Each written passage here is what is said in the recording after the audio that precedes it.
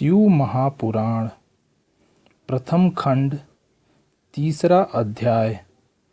नारद जी द्वारा शिवगणों को शाप। शिवगणों की बात सुनकर नारद जी वहां से उठकर एक पानी से भरे तालाब के पास जा पहुँचे। वहां जल के भीतर जब उन्होंने अपने मुख का प्रतिबिंब देखा तो उन्हें अत्यंत आश्चर्य हुआ।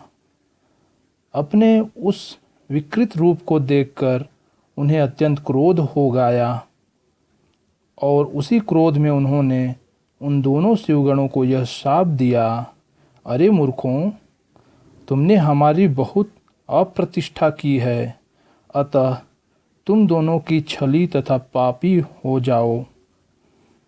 तुम अपने किए का फल पाओ कि जिससे फिर ऐसा नीच कर्म करने की तुम्हें हिम्मत ना पड़े। नारद जी के मुख से इस शाप को सुनकर वे दोनों गण अत्यंत चिंतातुर हो वहां से लौटकर अपने लोक में जा पहुँचे और शिव जी की स्तुति करने लगे। इधर नारद जी की कुछ देर बाद अपनी यथार्थ दशा में आ गए, परंतु उनके मन में यह विचार निरंतर चक्कर काटता रहा कि विष्णु द्वारा छल किए जाने के कारण ही मेरा यह अपमान हुआ है, अतः या तो मैं विष्णु को शाप दूंगा, अन्यथा अपने प्राण त्याग दूंगा। हे ऋषियों, यह निश्चय कर नारद जी भगवान विष्णु के वैकुंठ धाम को चल दिए। उस समय नारद जी की इच्छा जानकर विष्णु भगवान उन्हें मार्ग में ही मिल गए। विष्णु भगवान के साथ वह कन्या भी थी जिसको उन्होंने स्वयंवर में प्राप्त किया था। अस्तु, विष्णु भगवान ने नारद को प्रणाम करके हास्यपूर्ण शब्द में कहा, हे नारद जी, आप इस प्रकार चिंतित होकर कहाँ जा रहे हैं? विष्णु के ऐसे वचन सुनकर नारद जी अत्यंत क्रोधित हुए। उसी क्रोधावस्था में नारद जी के मुंह से यह शब्द निकले, हे विष्णु, तुम इस समय हमको अच्छे मिले, तुम बड़े छली हो। तुम्हारा वह छल जो तुमने दीदी के पुत्र के साथ मोहिनी रूप धारण करके अमृत को बांटने में किया था, प्रसिद्ध है ही। तुम्ही ने छल से जलंधर की स्त्री को अपना प्रतिव्रत धर्म छुड़ाया। महाशिव ने भी तुमको वरदान देकर संपूर्ण सृष्टि का स्वामी बनाकर उचित नहीं किया है। अब सदाशिव भी तुमको ऐसा स्वाधीन एवं संपूर्ण सृष्टि का स्वामी बनाकर अपने मन में चिंतित हैं। अब हम सदाशिव की आज्ञानुसार ही तुमको तुम्हारे कर्मों का फल देते हैं, जिससे कि तुम भविष्य में फिर ऐसा कोई काम न करो। यद्यपि तुमको सदाशिव के वरदान दिया है, तो भी हम तुमको केवल शिक्षा देने के लिए ही शाप देते हैं। नारद जी ने इतना कहकर विष्णु को यह शाप दिया, हे विष्णु, तुमने जिनके समान हमारा मुख कर दिया था, वही वानर तुम्हारी सहायता करेंगे। जिस स्त्री के लिए तुमने हमारा अपमान किया, तुम भी उसी स्त्री के वियोग में अत्यंत दुखी होकर वन वन में घूमते फिरोगे। विष्णु जी ने यह सुनकर नारद जी के चरणों पर अपना मस्तक रख दिया, परंतु नारद जी ने उन्हें क्षमा नहीं किया। भगवान सदाशिव ने यह देखकर नारद जी के मन से अपनी माया हटा ली।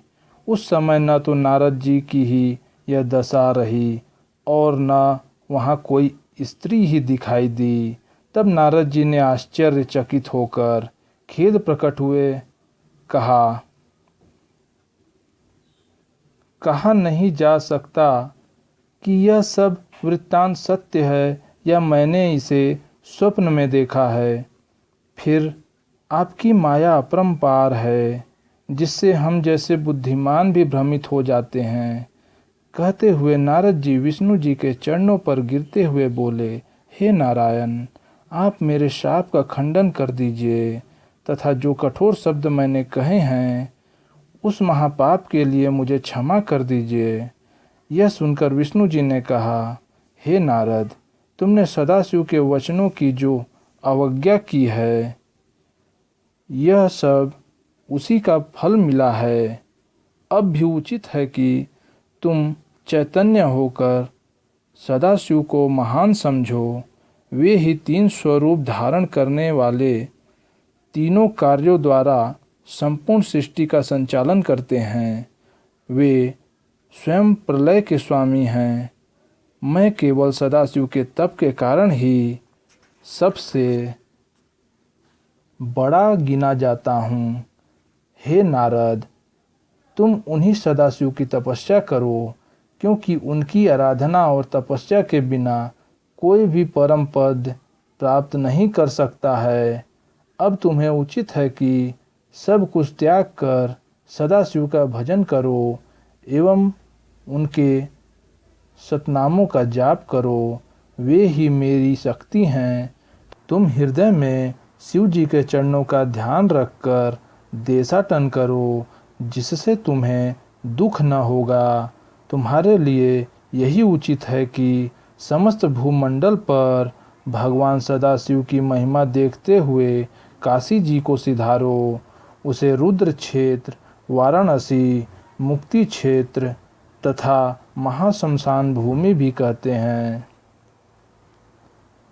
इतना कहकर विष्णु जी अंतर्धान हो गए और नारद जी सदाशिव के पास चले गए।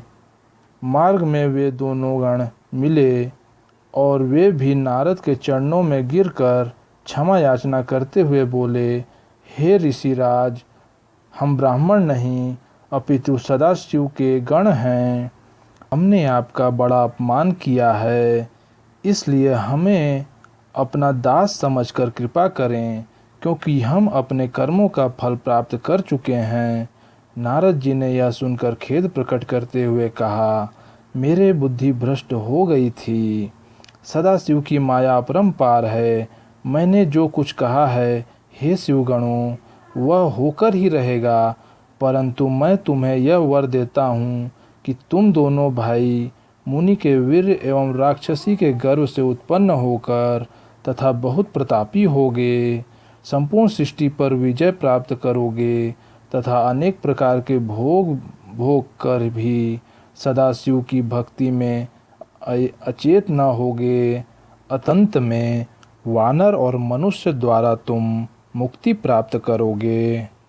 इतना कहकर नारद जी पहले सदाशिव के पास तथा फिर ब्रह्मा जी के पास गए और वहाँ देखते दोनों हाथ जोड़कर स्तुति करते हुए बोले, हे पिता, आपने विष्णु जी को जो कथा मुझसे कही थी, जिसमें भक्ति, वैराग, तप, दान की रीति एवं तीर्थ आदि का वर्णन है, वह तो मैंने सुनी, परंतु मैं सदाशिव की भक्ति में अभी अनभिज्ञ हूँ। इसलिए कृपा करके मुझे क्रम से बताइए कि सदाशिव आदि मध्य तथा अंत में क्यों रहते हैं और कैसे प्रसन्न होते हैं। वे निर्गुण होकर भी सगुण कैसे हो जाते हैं। आप अपनी तथा विष्णु जी की उत्पत्ति के ऊपर भी प्रकाश डालिए। शिव और पार्वती के जितने भी चरित्र हैं, कृपा करके उन पर भी प्रकाश डालिए, जिससे मुझे और आपको भी प्रसन्नता प्राप्त हो। तीसरा अध्याय समाप्त हुआ।